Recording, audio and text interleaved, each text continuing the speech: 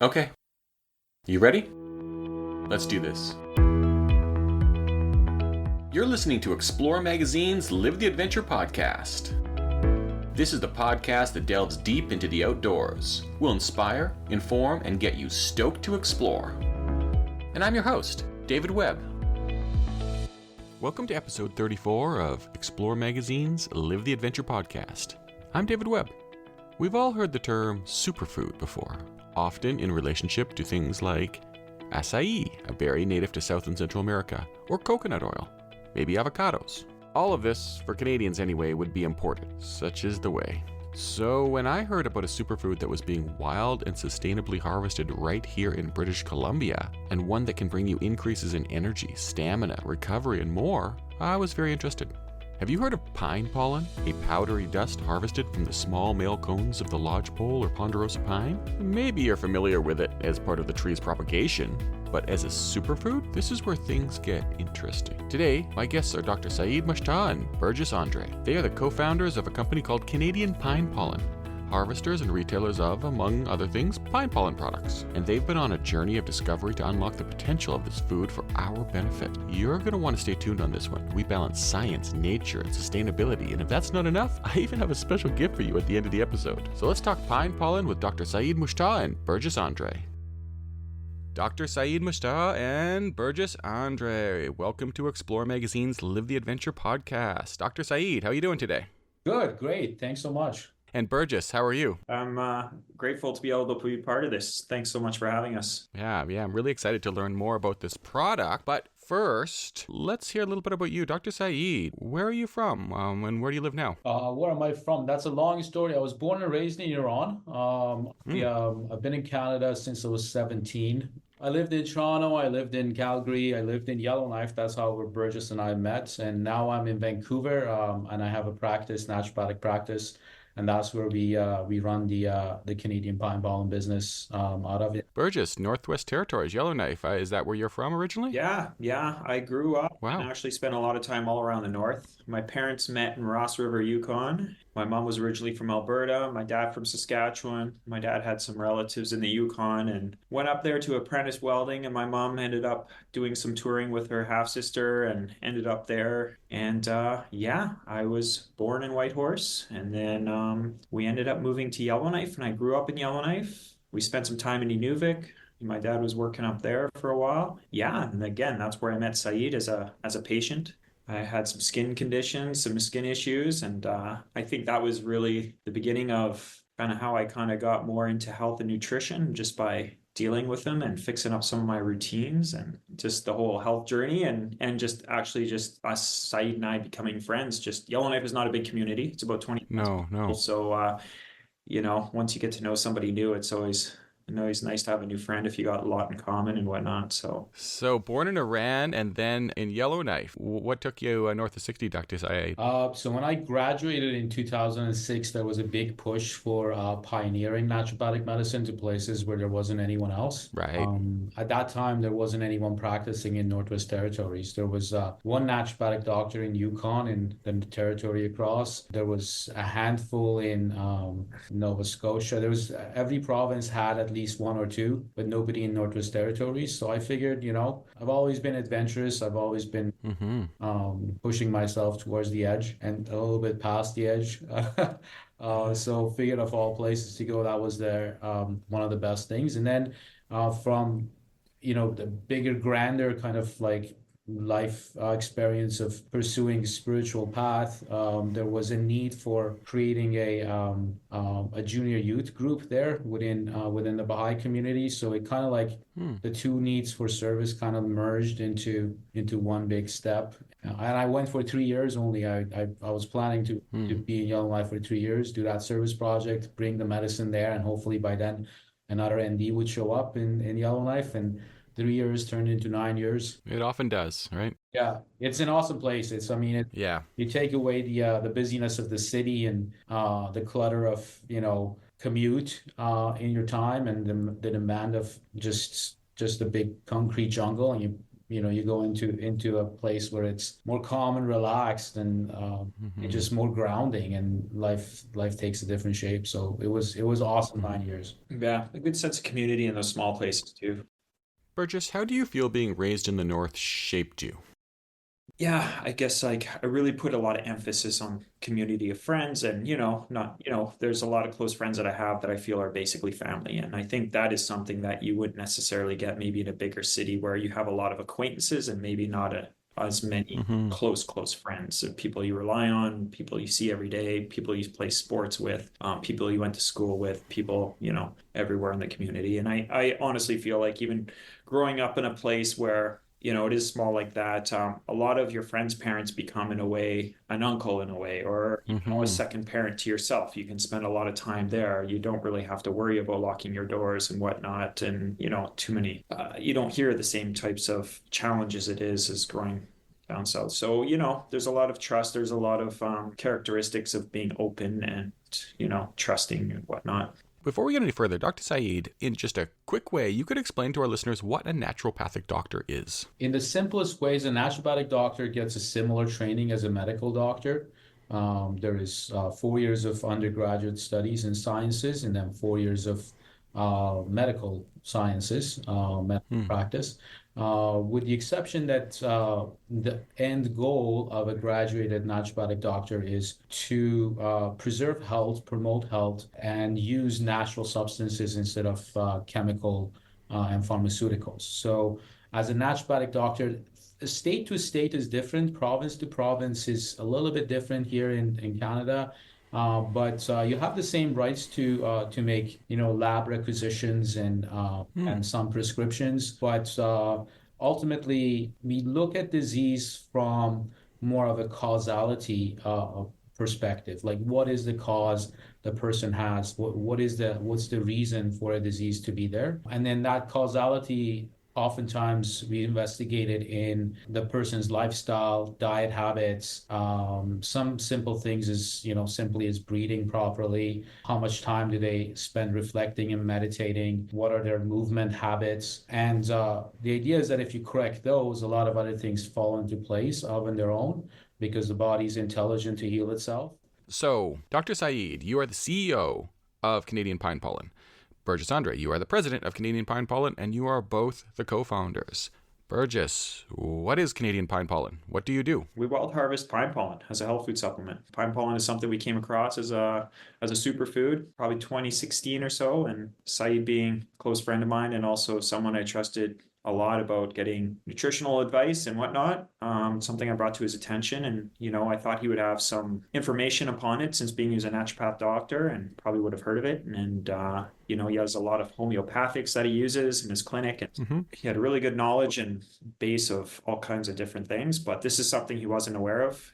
Yeah, we ordered some and we couldn't find really anything sourced outside of China. And we wanted alternative source and to compare it to. And we ended up going to get our own. It's basically how we started our business. And I think it was more for our own personal curiosity to start, to be honest with you, more than a business idea. And it just generated enough interest from friends and family that we decided to take the next steps and try to provide it to individuals that were interested in it. So yeah, gave us an opportunity to spend more time outside.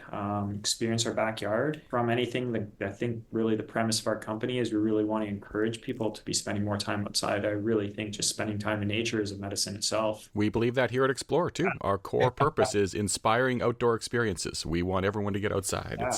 It's a pathway to a happy life. Oh, absolutely. For so many reasons, right? So yeah, super calming. But yeah, I mean, even for ourselves personally, like there was a lot of selfish reasons. We just wanted an excuse to get out and experience nature and get out there and have the opportunity to spend some time out there every year. So that was a huge draw for us to get out there and kind of continue to do this on a yearly basis. And I think this is something we probably would have even continued to do for maybe not to the extent, obviously, but spend a week a year and go out and go to specific areas and probably wild harvest some pine pollen for ourselves if it would become a business, it would have been something we were interested in doing. And we had a lot of fun just driving around to different places in the province and exploring and checking it out. Dr. Saeid, what is pine pollen and why did it capture your interest as a naturopathic doctor? Yeah, so when Burgess came to me with Burgess had come to me with other ideas about different supplements in the past, and I've always taken an interest, but it never had like sparked excitement. But when he came with pine pollen, well, first I was surprised that I didn't know about it because it is a plant that has phytoandrogens. It has testosterone in it, and there aren't many plants that pack testosterone. There's a few of them in the materia medica of herbs, but pine pollen seems to be packing not just testosterone, but DHEA, progesterone. So it's those male androgen hormones. It was really exciting to know actually plants can make that, right? So it's like we have this gene to make hormones, but we actually share that with plants. That was the crazy part about it, and the fact that in dealing with the process of aging and patients that are coming to us wanting to do hormone balance, there is a lot of emphasis on prescription and bioidentical replacement and whatnot, but there isn't many natural sources to do that. So finding about pine pollen as a source of like a nutritional phytoandrogens, it was great. Like it was super exciting. It was something that I wanted to get into and find out more. And actually, like I didn't even know that pine trees make male cones that release pollen, and because they're on the tree for such a little time, most people haven't seen them or are aware of them. Most of what we know are the big, the woody female cones. It was an exciting herb to work with. I'd worked in the botanical garden that we had at CCNM, the Canadian College of Naturopathic Medicine. We had about 350 different plants that we were farming per se for the students and for the idea of actually working with herbs. Right, there's this whole idea of plant medicine where you actually work with your hands with the plant that you're planning to use to get a sense of its energy, life cycle, its habits in nature, and have a more intimate connection, like more of an intuitive connection to the herbs. So I've worked with a lot of herbs, but pine pollen being the one that's in general, like one thing in my blind spot, it definitely captured my attention. And then, so once we set out to go out and find out what it is, then that initial spark of intrigue became, it started opening up some pathways for there's a business opportunity here, because I know if I want it, and if I know I want it for my patients to be on it as they're aging, anyone that finds out about it is going to want it.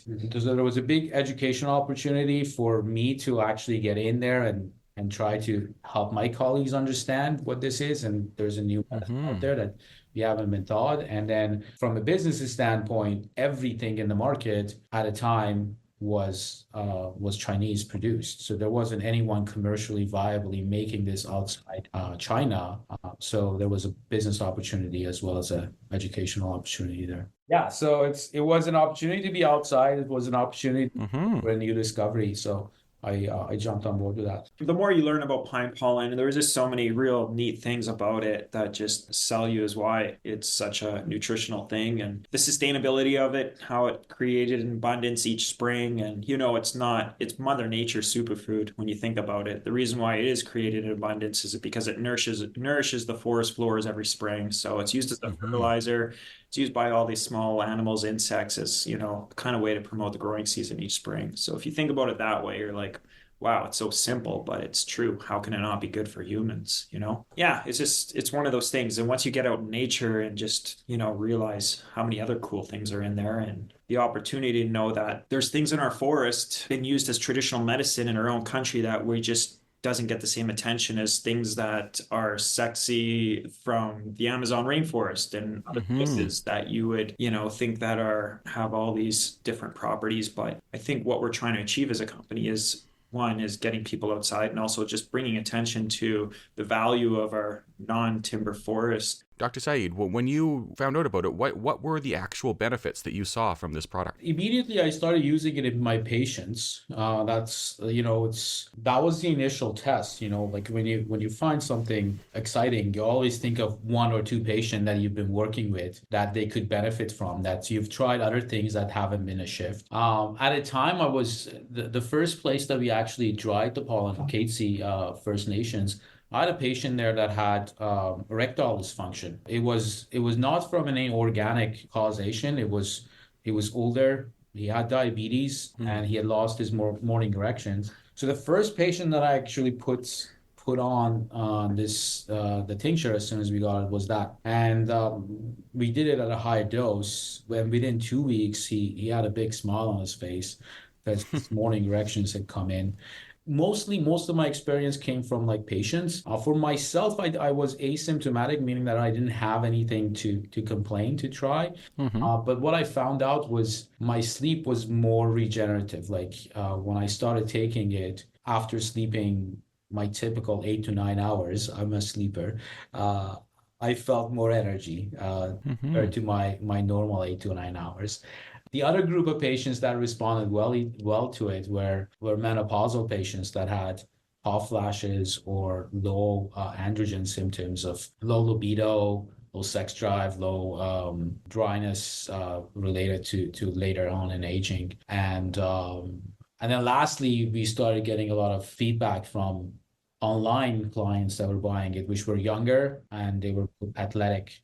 So they were finding more of a boost in their gym hours. Those would be in summary, the benefits of it, and that's what I was trying it. Nowadays, if I get a patient that's over the age of 45, it's one of my all-time recommendations to them. A multi-mineral, a multivitamin, and a couple of herbs that are longevity would be something that I would recommend to patients. And pine pollen definitely is on the crown of my list for those kind of things. So for people who are asymptomatic, it's a good maintenance supplement to take. Absolutely. Like once you age, the aging process is essentially a process of decline in mitochondrial respiration, so cellular activity. It's a process of decline in hormonal or anabolic activity, which is building new tissue and growing new tissue growth. So anything that supports either of those two processes is going to help you get more out of your age. So you're going to be at an optimal operation relative to your biological age by using some of these substances that are longevity supporters. Now, you mentioned athletes, people into sport, recreation, coming to you. What kind of benefits would a person who lives an active life specifically get out of using pine pollen? For pine pollen, and even into the start of the pine pollen, I was an active tradesman and my job was very physical. I enjoyed playing a lot of hockey and I still do. And I mean, that's one thing I noticed right off the bat was like, I just felt like I had more energy. I could get up and get going and not feel sluggish with less sleep generally. And not that I tried, but there's just days where, you have to be up early and you don't get a little bit later. And, I was just able to get going. Yeah. So, I mean, generally a lot of the people that I hang out with, are a lot of my close friends are guys that I'm spending extracurricularly, playing hockey and whatnot. And, it was something I was happy to share with them. And generally they were using it in their coffee and whatnot before they were playing. But, I got a lot of people that are saying they just had more energy. One thing I did notice too, and this is my favorite thing about the product, was ultimately I feel like if I take it for a stretch and I stop, it's generally my well-being that I feel like is the first thing that I feel like is something's off. Like when I take the product, I just feel like I'm always in a better mood. I'm a lot more positive. Yeah, I just feel like it just brings a little bit more optimism to my day. And it's subtle, but I can definitely notice over a little period of time on why, it just seems different. My mood seems different. And I think that pine pollen is so nutriently dense that I feel like it's filling in a lot of nutritional voids that we might not get from our daily diet. And I really think it helps us function, whether it's mental health or physical health, optimally. Yeah, obviously, like when it comes to mental health, there's a lot of layers to the status of a health, but one of the layers is definitely hormones. So somebody's lower in hormones, especially men, with women as well, but especially men when their testosterone is suboptimal. You tend to have more anxiety, you tend to be less confident, less motivated, less energized to take on challenges. And when it definitely declines to the point of like being a deficiency, that's where like you see depression and other things that are clinical. From a decline status, everyone that ages will have a decline in that. And ultimately, you either use your nutrients as a way of supporting the process, or you use your food as a way of depleting the process of aging even further. And there's a lot of things you can do to make sure you're aging properly. And perhaps pine pollen is one of the pieces of the puzzle for sure. The phytoandrogens got your attention. Burgess, a minute ago you mentioned that it's very nutrient dense. Dr. Saeid, what other kind of nutrients and benefits beyond that is in the pine pollen? Yeah, so if you think about pine pollen, it's the germ cell of the pine tree, and it needs to germinate. It needs to make a big germination shoot. The pollen looks like a Mickey Mouse head. It's got two big air sacs, and then the cell is like the head. And inside that cell, you got the genetic material of the pine tree, and that genetic material needs to be transferred into the egg, which would be sitting inside the male cones, the woody male cones, before you can get the female. Before you can get the pine nut. So for that germination process to happen, the cell needs literally to grow about two to three times its own size, a germination tube. That's a lot of building material. That's a lot of protein. That's a lot of minerals to go through. That's a lot of enzymes to activate and use.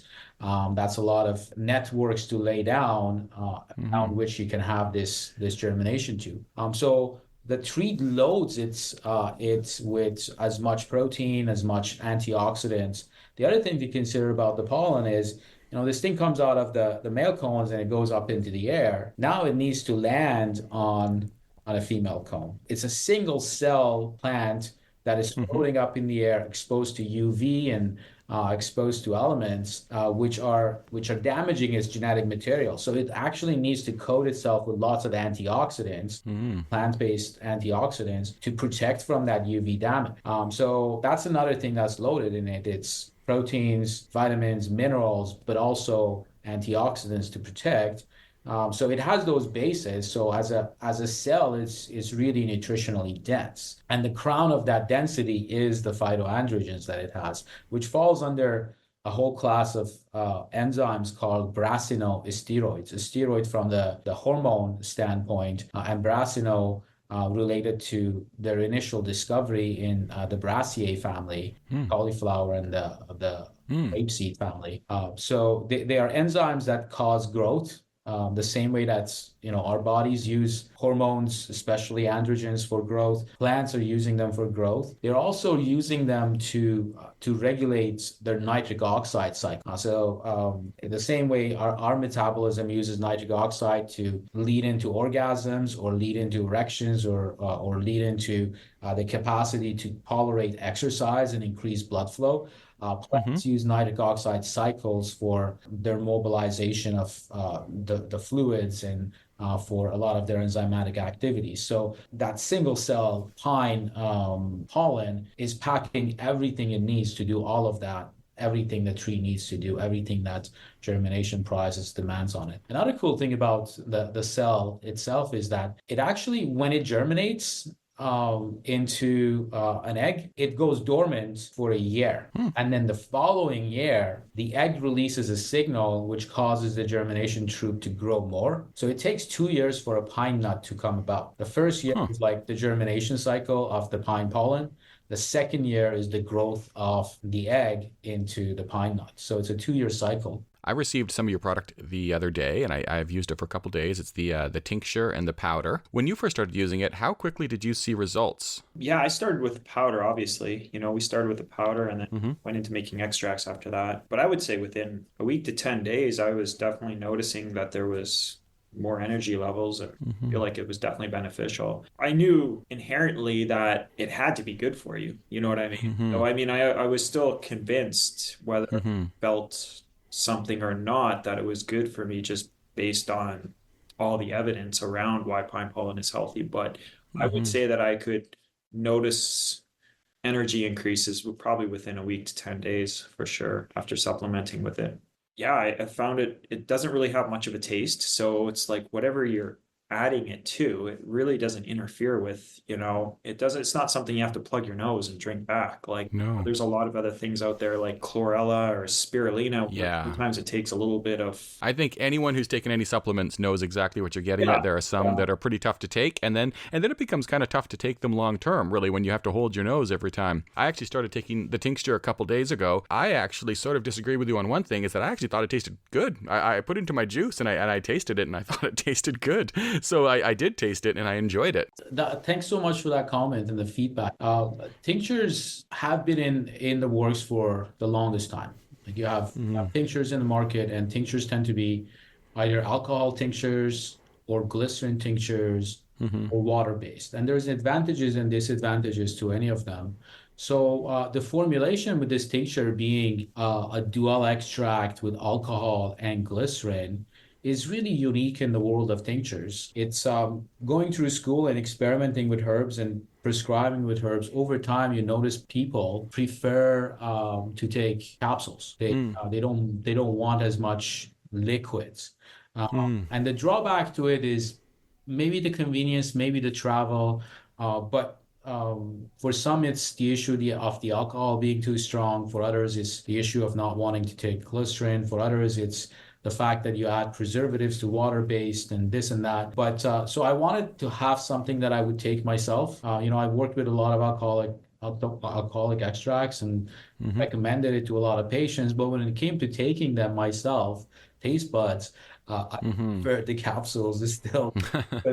Tinctures will give you that kick of the herb, plus they give you the kick of the alcohol. So mixing it with glycerin was a decision based on the taste factor, but also based on the extract factor. Pollen being what it is, you can't get everything out in just alcohol. There's these molecules called auxins, which is another class of those enzymes I was talking about. That are in all type of germinating tissue from plants, but they come out better than glycerin. So mixing the alcohol glycerin was a technique that was new at a time, but now like we've done it, other companies have started coming up with tinctures that are of the same caliber or the same at least mixture. The convenience of the tincture that I love is something that you can leave in your backpack, and you can have this out. You can be on a hike and you can go through your backpack. You don't have to worry about refrigerating it. You don't have to worry about it not being in a specific place and grabbing it and putting it somewhere where you think you're going to need it most. Like I keep one in my vehicle. I keep one in my hockey bag. I have one in my backpack with me at all times. So that's what I really love about the tincture. It's interesting, Dr. Saeid, what you said about the sleep, because I actually have been using it for about 3 days. And last night, I actually slept like a rock, almost to a shocking degree that I slept in a little bit. And I didn't really put it together. I was like, what? I woke up, I'm like, what was that? Like, I woke up and it was late and everything. And I think I wasn't prepared for it, but it was a great night's sleep. And now I'm seeing that maybe there's some causality there, because to be quite honest, I don't normally sleep like that. That was unusual for me. And so I think I'm seeing some benefits already, I would guess. That's a pretty consistent feedback we get as well. People, especially people that have trouble sleeping, I feel like, it's, I feel like, this is something that I find that's helped me sleep better as well and to mitigate that. In traditional Chinese medicine, the three indications that is given towards pine pollen is the fact that it nourishes qi, and qi being vitality and energy. It resolves dampness, and dampness being the inflammation or the slowness or the sagging that sets in with age. And then the last thing is it nourishes the lung and the heart meridian. Now, it's interesting. When we talk about the lung and the heart in Chinese medicine, we don't just mean the organ of the lung and the heart. We mean the organ of the lung and the heart plus functions attributed to that. So the function of the heart is regulation of wake and sleep cycle. If you think about it, when you're awake or when you're excited, your heart rhythm is different than the time when you're asleep. So the heart yin, or the energy that slows down the heart, comes up at nighttime, which allows you to have a deeper, fuller sleep. So this nourishing that heart function is where you would say, okay, that's what, like, they knew it in a sense in traditional Chinese medicine. They already knew that this will have an impact from experiential evidence that improves the lung or the heart function, the lung and the heart function, and the function of sleep, which is attributed to that.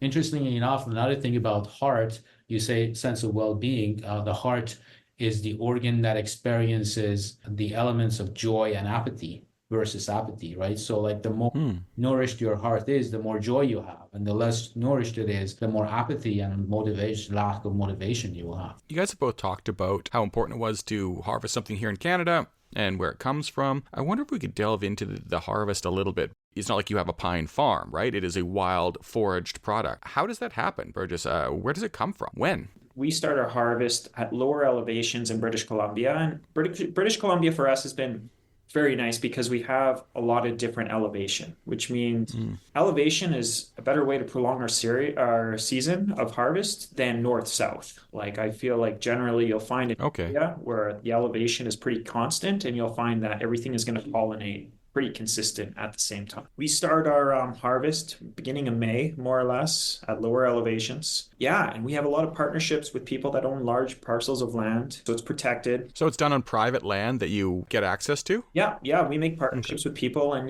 we obviously give them a commission and give them incentives for us to be on the property. And I mean, everyone that we meet is generally happy to have us back the next year. We have a few guys that really know what they're doing, are out there picking the trees, and they only pick what's at arm length. Like, I mean, these gentlemen are out there, and women. I mean, some of our best pickers have been women over the years. They go out there, and they're out there to make money as well. Like, I mean, obviously they enjoy being in nature, but they're there to make some money. And if you think about it, you got to climb a tree and go up to the top of the tree to grab all these things. It becomes very inefficient, and it takes a lot of time to do all that. So you're basically reaching up and grabbing, the lower couple branches and grabbing what you can and going to the next tree. So, I mean, within a couple days, we can scan an area. And even when Saeid and I started, we're like, geez, man, there's still a lot of buds around here. Like, are you guys sure there's nothing else to pick in this area? Because, a lot of people, they just say, like, we need more area. And we go find more area. But also coming back to these areas, you're like, what do you mean you need more areas to pick? That being said, it's like the sustainability issue of that, and just the idea of being not really harming any of the trees, because really economically it doesn't make any sense for them or us, because we get less volumes to have them spend the same amount of time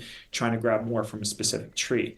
So yeah, and then a lot of our lodgepole is coming from Crown land, and obviously we're organic certified, so we really have to make sure, and we're cautious about the areas that we go haven't been affected by human disruption in any way, and go to these specific areas, and we go into the field, and generally they're very remote, like they're logging roads and whatnot, and we get up to high elevations that's really, you're not going to see much people unless they're out hiking or doing something themselves that is really outdoorsy. And you're going to see more bears. Yeah, you'll be out there with the wildlife. That's the thing you got to really be careful about as well.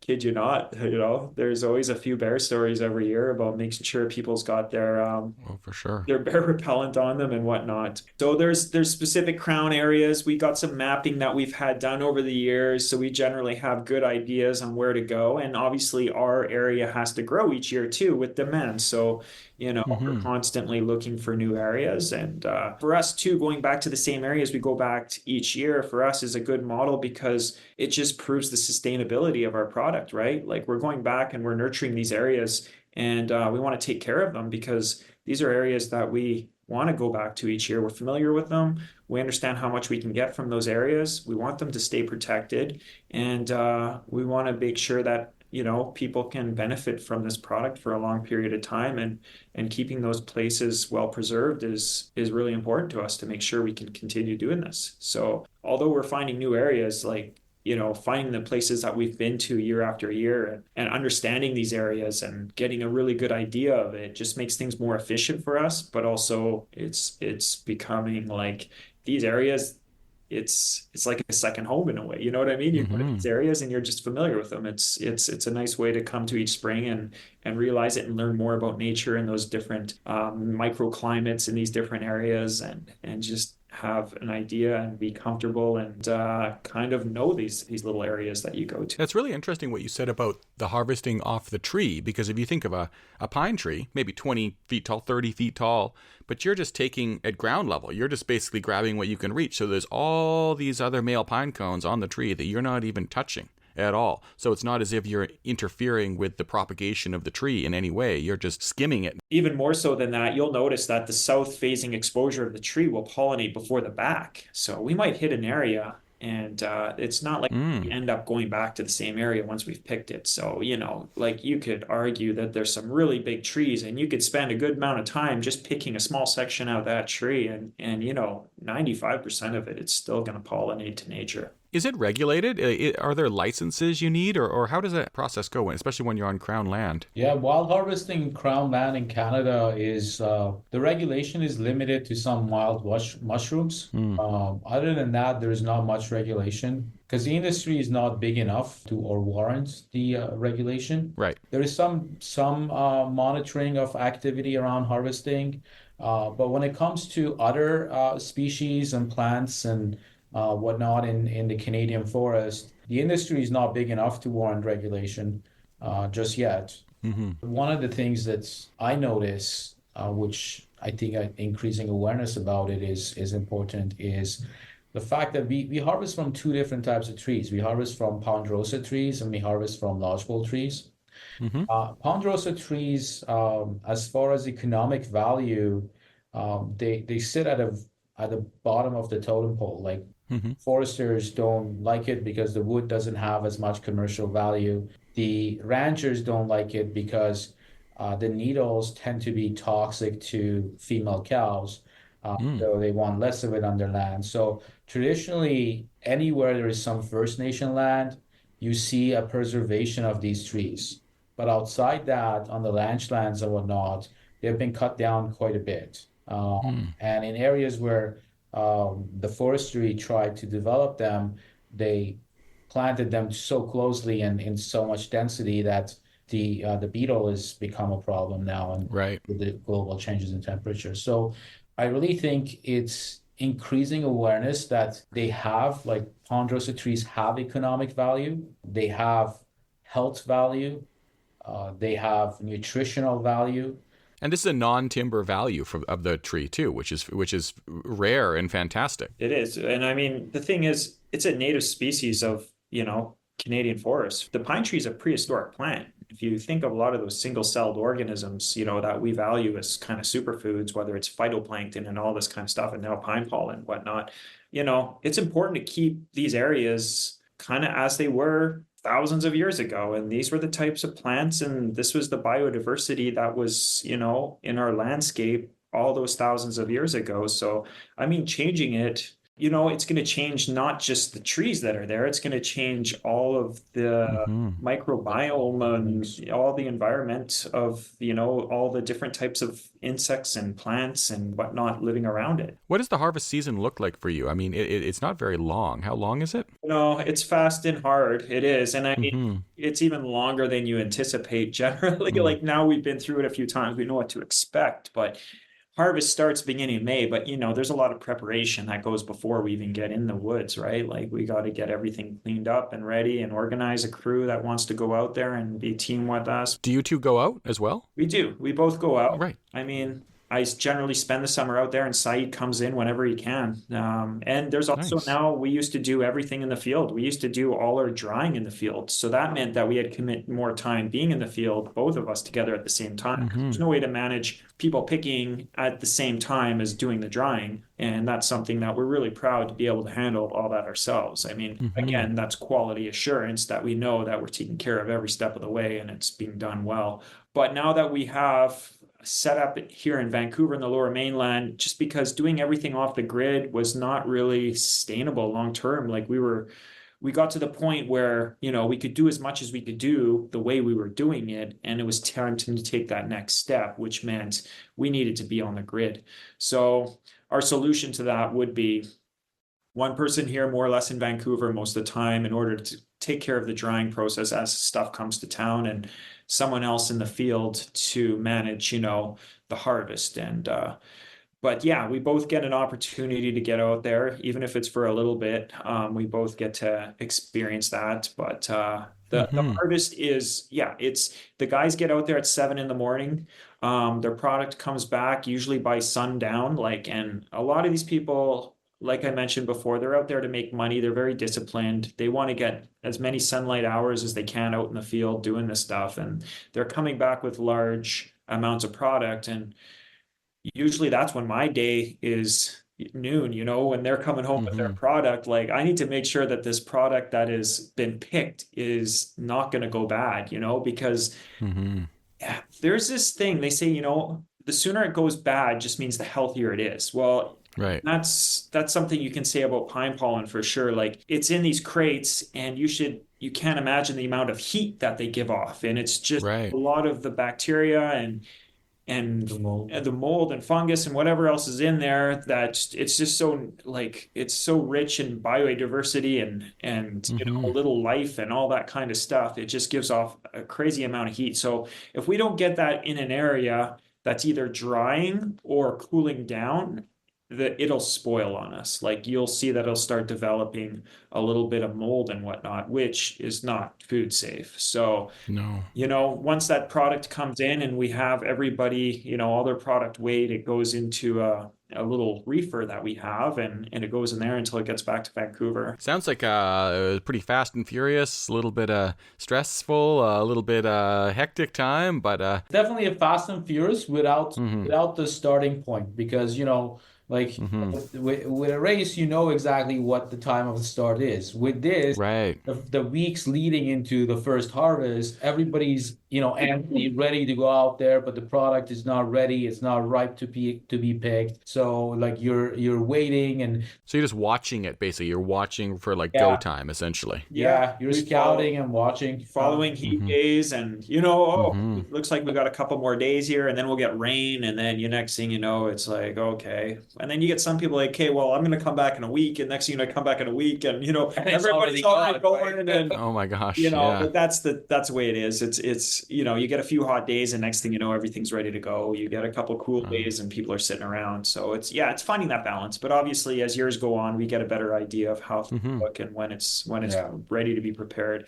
And then as for how late we go, it's generally solstice. I find that around June 21st, It's been the time where we feel like we get to the point where you could still probably harvest a little bit, but the amount of effort that you have to go in, and logistically the places you need to go, doesn't really make sense for us to harvest. But usually at that time, unless we really need product, is usually a time that we decide to shut it down for the year. And I guess it just depends on what we have for, orders. And, a lot of what we decide to harvest in a year is based on pre-orders, based on projections of last year's sales, and also, new accounts that we might pick up that want to use the product as a raw ingredient for specific formulations or whatnot. So you're harvesting it, British Columbia, your head office in Vancouver. Where does it go from there? Where can we find these products? A lot of the people that have been finding us, even up to this point, I would just say would be health enthusiasts. So people looking online and looking for a source of pine pollen, maybe hearing about it, whether on a podcast.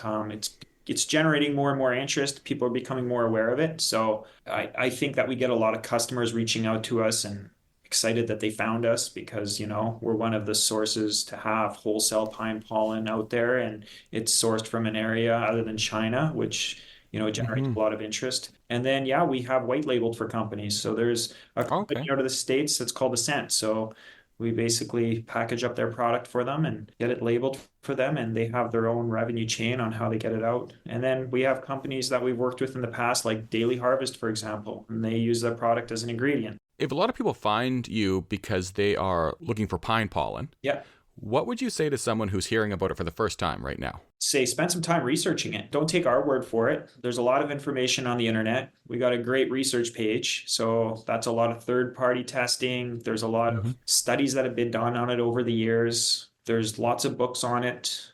Stephen Harold Buhner is a guy that came out with a book a while back promoting the benefits of it. long before we started our company. And, that's another reason why we did continue, is because, there was more evidence than just one source of why it's nutritious and it's good for you. So if we're trying to find you, Dr. Saeid, what's your website? What's your social media? CanadianPinePollen, that's our website, and at Canadian Pine Pollen is our handle for social media. And we'll link to those from our website as well.